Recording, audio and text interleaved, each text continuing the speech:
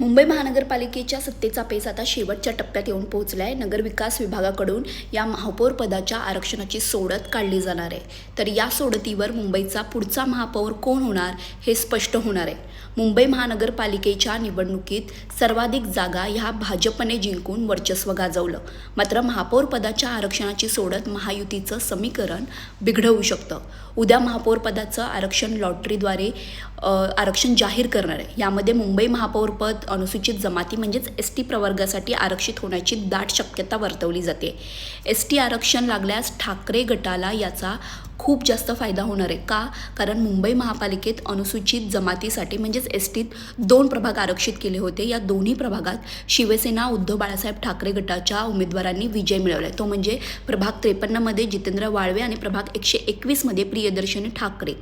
आता याच ठाकरेंच्या 2 हुकमी नगरसेवकांवर सत्ताधाऱ्यांची नजर असल्याची माहिती समोर आली. जर महापौरपद ST प्रवर्गासाठी आरक्षित झालं तर नियमानुसार याच प्रवर्गातील नगरसेवक महापौर बनू शकतो. त्यामुळे स्पष्ट बहुमत असूनही महायुतीकडे ST प्रवर्गाचा कुठलाही नगरसेवक नसल्याने त्यांना ही महापौरपद सोडावं लागू शकतं. त्यामुळे उद्धव ठाकरेंनी जे म्हटलं होतं की देवाच्या मनात असेल तर आमचा महापौर नक्की बनेल, ते याचसाठीच का?